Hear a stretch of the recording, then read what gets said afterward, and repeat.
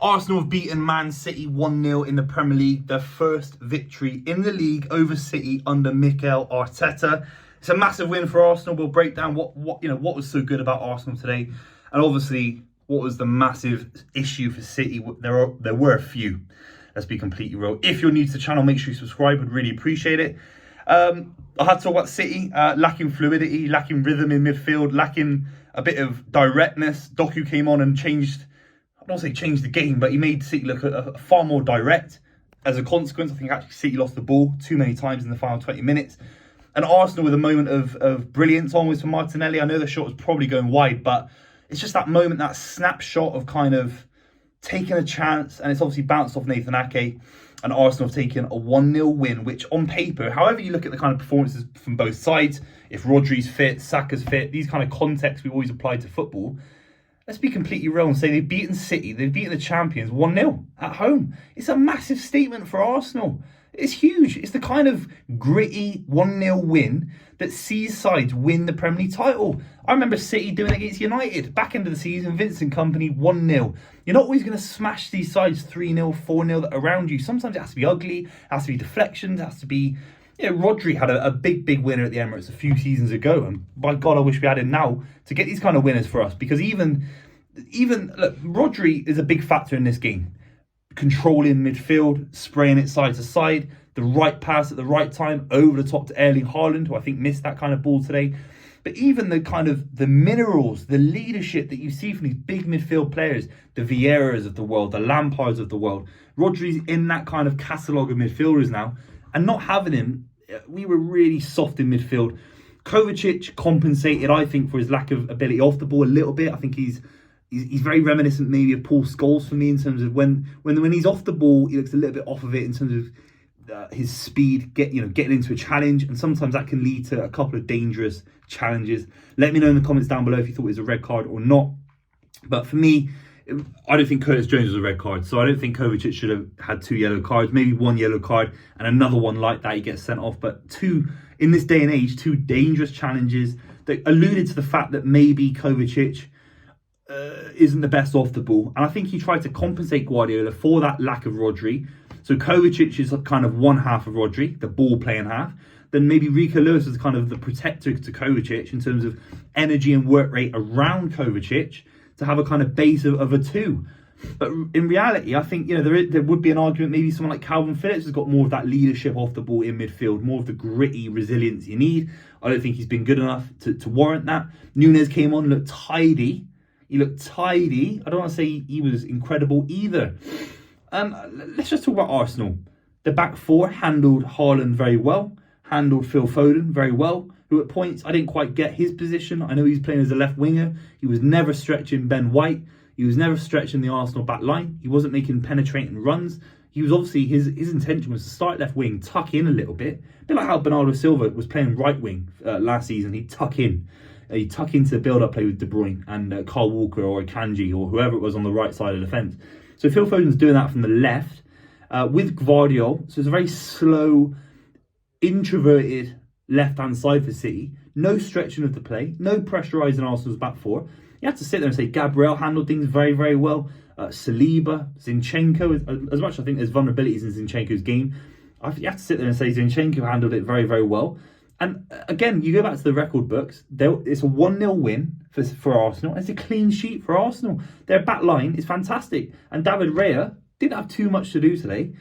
I know he made a mistake in the first half, but it's another clean sheet. It's similar to the one against PSV, against Everton. So Arsenal's back line does look settled. And they were conceding goals at the back end of last season. And those goals cost them the league title. I think there was a massive question mark about Jesus when he came back, Eddie Nketiah's quality last season. But Rob Holding, with all due respect, probably cost Arsenal the league title because of defensive insecurity. Now you're looking at it, you think David Raya, Gabriel, Tomiyasu's great, Kyrgios's great, Saliba's back to full fitness, Ben White's fantastic. Can throw in Partey. I add Timber because I know he's going to be a great signing. Obviously he's injured. So suddenly that back line's there. They've picked up the belief to beat City. The Martinelli goal was just a moment of, I'm sorry, but Premier League champions have lucky moments all season long. And I'm not going to begrudge the moment because he's taken opportunity. He's had a shot with enough power to beat Ederson. It's deflected off. And Arsenal have won the game 1-0. They're celebrating like they've won everything. It's still early days. I think I'd be worried about... I'd be worried if I was a City fan about who can come in and actually get a reaction out of City. Because on the pitch, it was good to see John Stones playing. Ruben Diaz is a leader. John Stones is a leader. I'm struggling after that. I think Bernardo Silva had a really quiet game. All these guys are exceptional players. I love all these City. They're legends for City. But in terms of raw leaders when the chips are down, even treble winners lose games of football. Who are the guys that are going to pick up City with back-to-back league losses for the first time since December 2018? No Ilkay Gundogan. No Sergio Aguero. We have to recognise as City fans that this side's very, very young still. A lot to improve on. There's still a title to fight for. Spurs are there for the taking. Liverpool have got only 1 point in the last 6 games. And that's more than City. So they've made ground on City. And then Arsenal are undefeated. So this Arsenal side, I still think are there for the taking. But someone at City have to absolutely wake up and say, who's the leader on the pitch? Phil Foden didn't do enough today. I'm not saying he's shying away from things. Not at all. He always wants the ball. He's always trying to come for it. But positionally, I don't think it was right today. Doku comes on, loses the ball 2 or 3 times. I think Nathan Ake missed that big opportunity. So it's a strange City side. It looks a little bit cumbersome still. I don't think Gvardiol at left back is the most appetising thing. If we're going to be that rugged side that plays 4 centre-backs, obviously I know Kyle Walker played, but if we're going to be that rugged side, then you have to have that ruggedness in midfield, which we don't quite have. So maybe City have to return to a bit more pace, relying on Doku earlier in the game, starting Doku. Maybe Alvarez has to be dropped. I love Alvarez, but maybe it's harder with an extra midfielder. Maybe it should be Nunes instead of Alvarez. Pack the midfield and play it that way.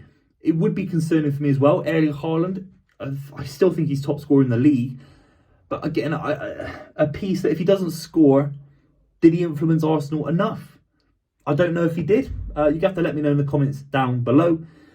Just quickly through the Arsenal side, I think even Declan Rice had a very, very good game today. Marshall in the midfield, driving with the ball, and defensively, lucky to still be on the pitch because he could have been horrifically injured from a Kovacic tackle, unfortunately. So Declan Rice got through the game very, very well. Jesus did stretch City's back line. I think a couple of minutes from Eddie Nketiah, where I'd still say, you have to let me know if you're an Arsenal fan. Eddie Nketiah, a couple of chances on his right foot, he completely scuffed and smashed White. So there's still a lot of improvement there for Arsenal. But if there's one game you want to win going into an international break and the confidence is high and everyone's celebrating, it'd be Arsenal beating City all day long. It's a massive result for Arteta against his former manager himself in terms of being the assistant manager to Guardiola. It's a massive, massive statement for Arsenal in the Premier League title race. Gutted as a City fan. Can we go around and turn it around? Of course. But it looks very, very hard. The more losses that City pick up, Wolves, now Arsenal, it's a tough one. Let me know what you think in the comments down below. Thanks so much for watching. Make sure you subscribe. We'd really appreciate it. Fair play to Arsenal.